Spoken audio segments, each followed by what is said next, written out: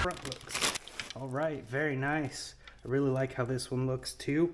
It looks more heavy duty with this a bit stronger. So I'm going to take their word on that one. We will obviously be putting them on the car to see, but I haven't had any issues with Max Speeding Rods products. I know there's been people that have, and if you like them, you like them. If you don't, you don't. But I recommend giving them a chance, especially with the newer quality. They look so much nicer and look like they're designed really well.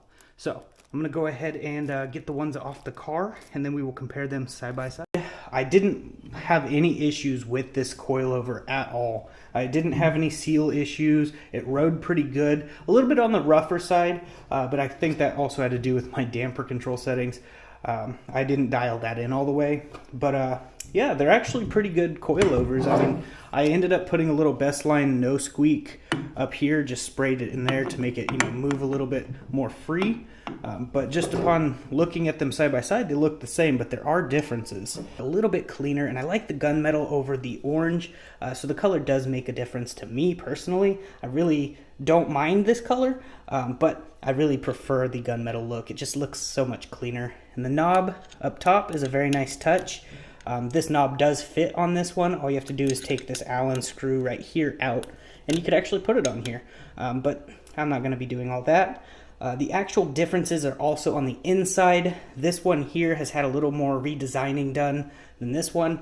This one has the older seal design, and these ones have newer seal design. These seals are supposed to be a lot better.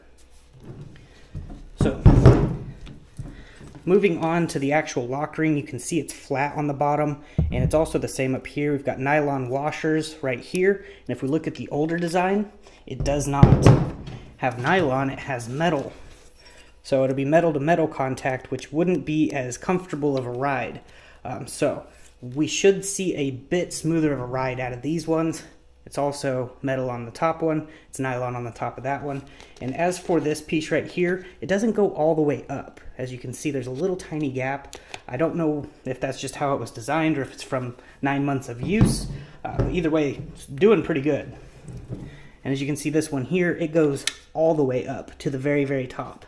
So that way it keeps debris out of there like dust. So if you look right here, this pillow ball up top is a lot larger, and this one here is much, much smaller. So that might make a difference as well. So I'm gonna go ahead and measure real quick. So what I'm doing right here is I'm measuring the distance, 41.9 millimeter.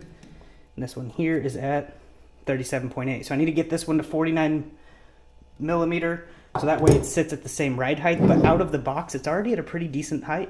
So I'm gonna go ahead and do that and get it thrown in, and then we'll go take it out for a drive. I hope you guys are enjoying the video.